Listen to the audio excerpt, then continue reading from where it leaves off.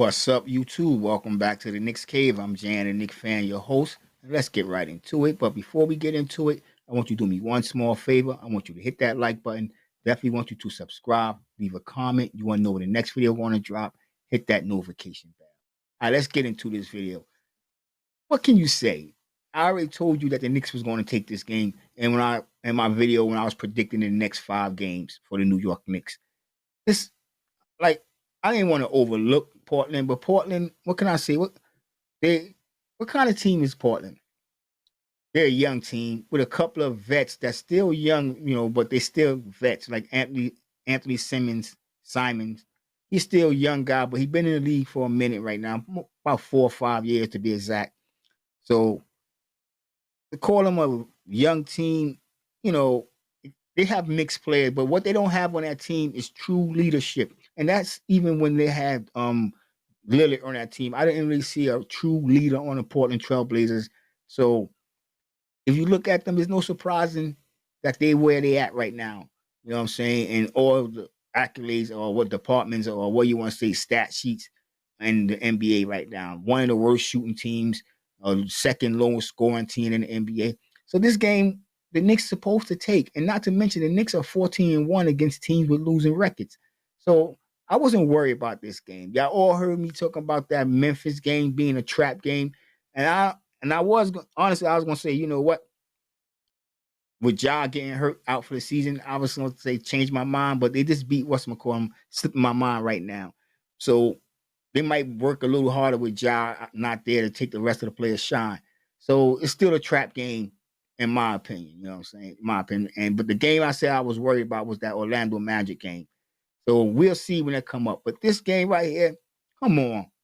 We already knew what the Knicks was going to do. We just didn't know we was going to beat them so bad. We didn't know Jalen Brunson was going to have such a funky night.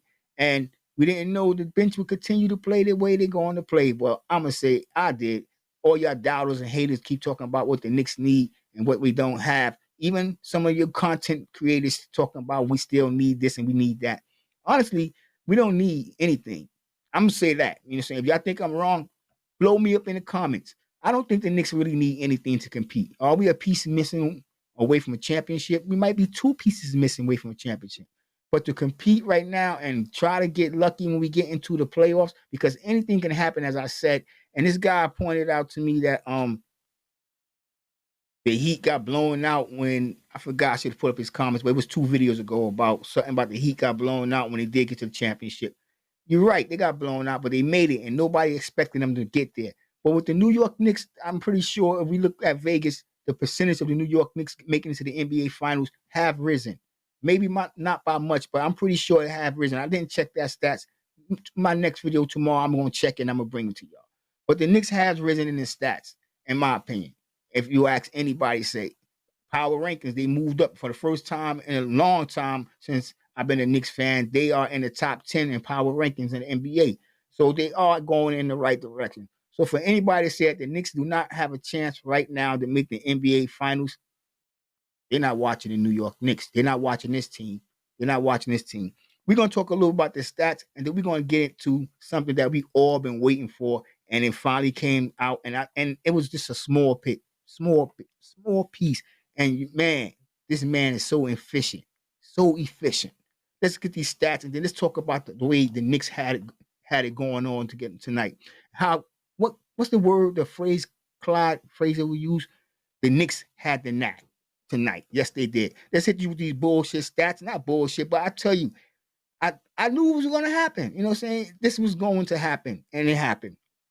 When you look at the game stats, shooting percentage, the Knicks 41% for the game, making 37 shots out of 89. Portland 33 out of 86, shot 38%. That first quarter looked really good for the Knicks. I'm gonna be honest with you, in the second quarter, it was so much ball movement. So much ball movement. I'm gonna say this. This team is way better without RJ and Emmanuel quickly. And I'm gonna get over to that in a minute. And I'm just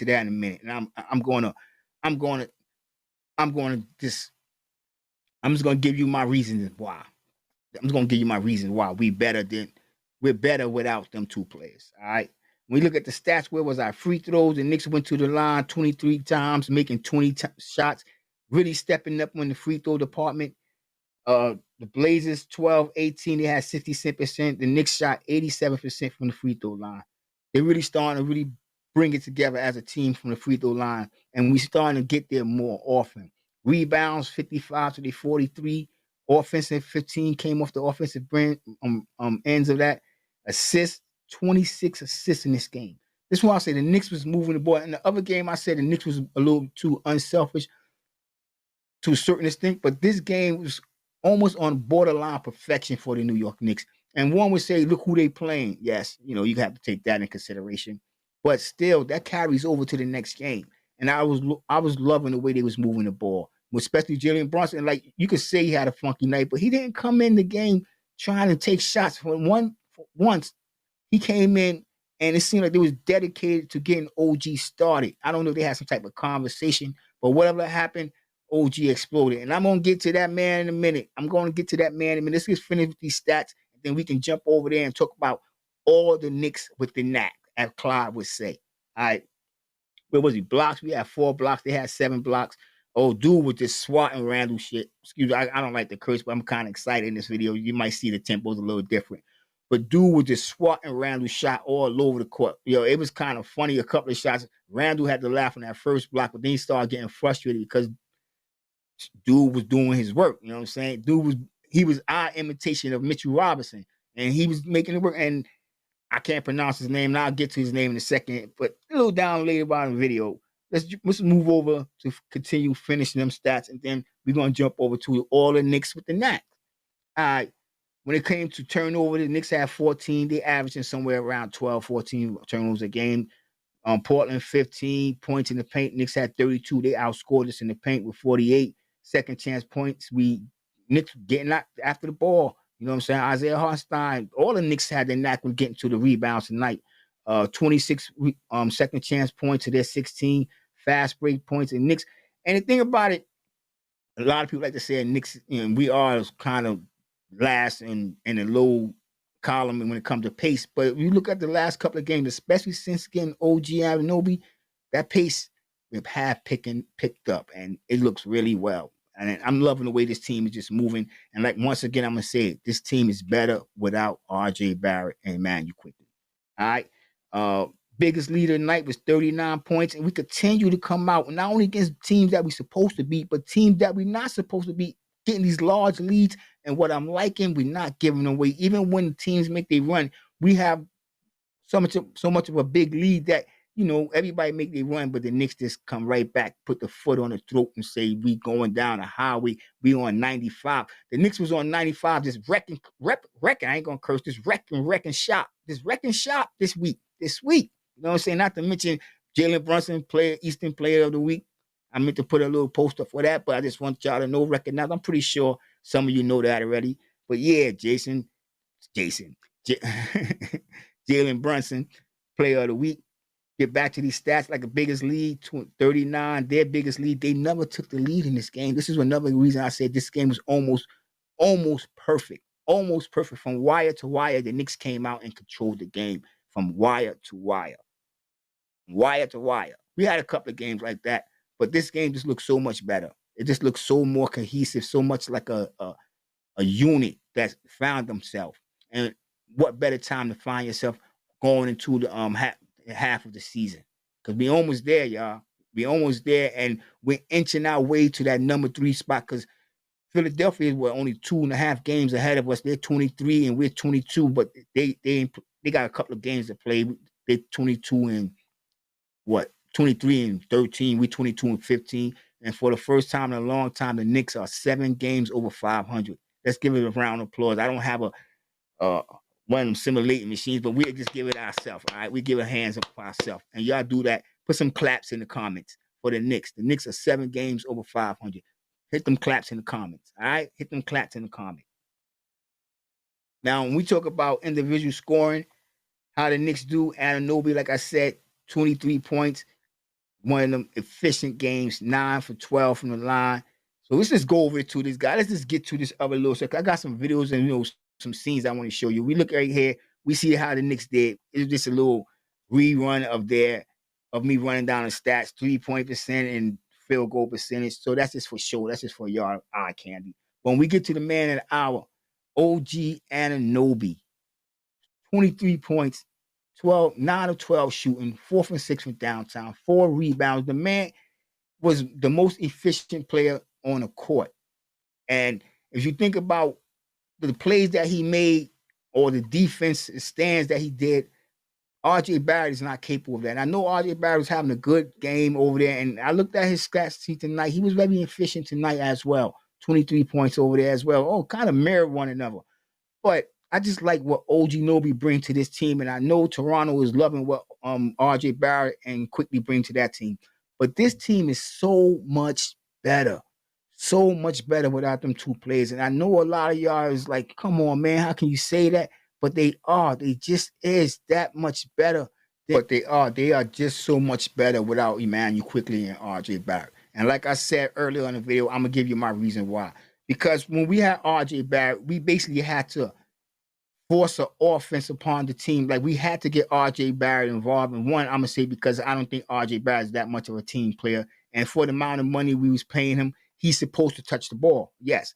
But him and Randall just, all right, my opinion, I said Randall, low defensive IQ, whatever I first said low basketball IQ. But these guys don't really know how to space the floor, especially when they was on the floor together, RJ Barrett and Julius Randle. Randall more so, he's still doing the same crap, even with RJ gone. But with them two on the floor, they didn't understand the concept of spacing, which left the offense to be stagnant at times. You know what I'm saying? They was getting each other away. That's what RJ really was doing. He was getting in the way of Randall and Jalen Brunson. Now, with Quickly, when I say that Quickly, that the team was better without Quickly, is because Quickly, when he came off the bench, and I know he was supposed to be that spark, and that's what we all loved about him. He's going to bring us them points once he get on the court. But he get blindsided like a horse with them blinders on. He don't see nobody else. He start an imitation of Julius Randle when he's only a half size of Julius Randle, trying to shoot over guys 5 inches taller than Julius Randle. And sometimes it worked with that floater. We loved it. It was fun to watch. But if you look at what it took away from the team, you know what I mean? Sometimes they come and give him a spot, but it also took other players out their game, sitting around waiting wide open. But with this team right now, the ways the roster's put together, I'm telling you, we are so much better than we were. That's just my opinion. Y'all let me know what y'all think in the comments with that one. Julius Randle, somewhat efficient. Nice 7 for 17. That's not bad. 20 points, 8 assists, 7 rebounds. Julius Randle's always going to get us some points. Even when we have bad games, he still seems to get other players involved. And that's what I'm liking about this team, because even when Julius Randle or Jalen Brunson is having an off night, it seems like the team step up. If Julius is having an off night, Jalen step up, but so do the rest of the cast. I don't know why y'all are still doubting this team. This team is not the perfect team in the NBA, but this team can compete in the East. And I can't wait till we get another chance to go up against Boston, Milwaukee. I know Philadelphia is biting at the chumps. They want revenge. They want us again. And I think it's going to be the same result. You know what I'm saying? I think it's going to be the same. Philadelphia is slipping.